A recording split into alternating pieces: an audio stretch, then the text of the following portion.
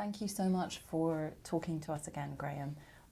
Following up on the previous interview that we did since then, obviously Trump has become president. So I wanted to ask you about how you see that changing the political landscape, both internationally and domestically. During the last 8 years, the US has really positioned itself as being in the forefront of LGBT rights internationally, and they've done that in various ways. Broadly speaking, that the US has provided material support and political cover for organizations around the world, and this has had quite an influence in terms of international activism. We see organizations that are willing to be more visible and more vocal, and clearly there are a number of factors that contribute to that, but one of those has been the very strong stance that the US government has taken ever since Hillary Clinton's gay rights are human rights and human rights are gay rights speech in Geneva, followed by Obama's memorandum around sexual orientation and gender identity. LGBT issues have been integrated within US foreign policy. We've seen that in Obama's ability and willingness to speak out on LGBT issues, sometimes in difficult situations and different contexts, such as in Kenya or in Senegal, for instance. And so that set a certain tone of the US, and certainly their active participation in the core group of LGBT-friendly states within the UN, and the willingness of the US government to expend political capital in significant issues within the UN, such as the recent appointment of the independent expert, Professor Viti Mutobon. So, that role is likely to change significantly under the new government. It's still unclear as to how things are going to play themselves out. There is an indication, for instance, that the US will continue to play a role within the core group. At the same time, at the recent CSW gathering, there were organizations that are very much anti-LGBT that were included within the US delegation. On the other hand, Nikki Haley has spoken out about the situation in Chechnya. So we're getting mixed signals and mixed messages in terms of the international role that the US would play. I would anticipate that it would likely be less proactive in terms of the political voice, and that certainly it seems that there'll be less funding available for LGBT groups. Also of concern is the passage of the global gag rule and the kinds of implications that will also have for LGBT groups, many of whom operate under a health umbrella. And then, of course, domestically, it remains to be seen what effect this is going to have in terms of LGBT rights here. Now, there has been clearly what happens in the Supreme Court and the kinds of judgments that come out of the Supreme Court are going to be critically important, because the Supreme Court has made very critical, very important, very vital judgments that have assisted in the equality for LGBT people here. And then secondly, there's an expectation around the increase in religious exemption legislation. Now, it appears to me that Trump is not overtly concerned around this particular issue, around LGBT rights. Of course, the vice president is. Pence is clearly very, very much invested in certainly religious exemption legislation, as his own record shows. And it remains to be seen as to what kind of concessions that the Trump administration makes to social conservatives, because clearly they need to offer something. It's been interesting that twice there's been an anticipation of an executive order around religious exemptions. In both instances, that hasn't materialized as yet.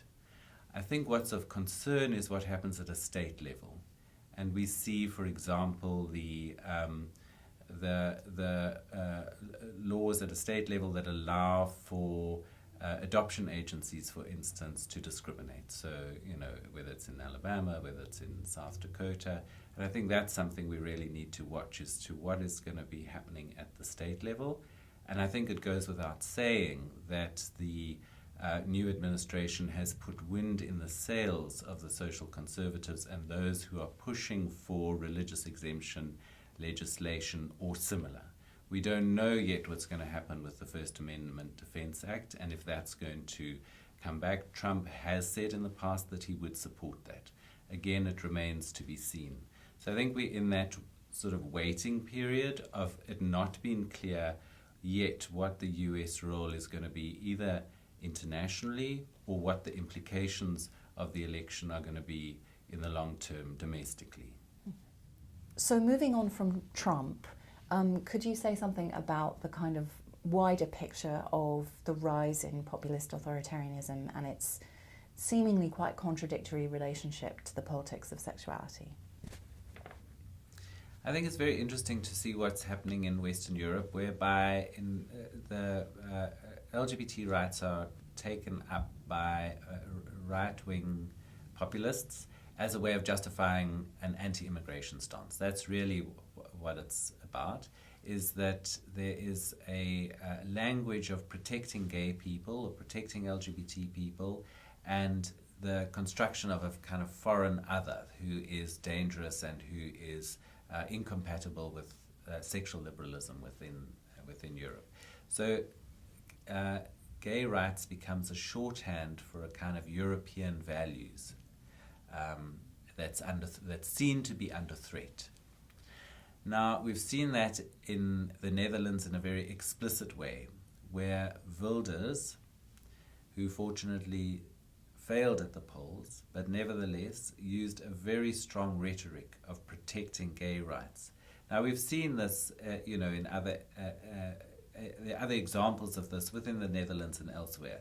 For example, when as part of the Dutch integration process, you need to feel comfortable with seeing two men kissing, etc. So it's become seen to be like part of Dutch value is the protection of gay people, which is well and good. But the way in which it's used is as a kind of attack on foreigners, so that there's this construction of Dutch people who are tolerant and supportive of gay rights, and then foreigners who are there to attack gay rights and by extension to attack kind of European values. So that's the way in which LGBT people are used in this kind of situation.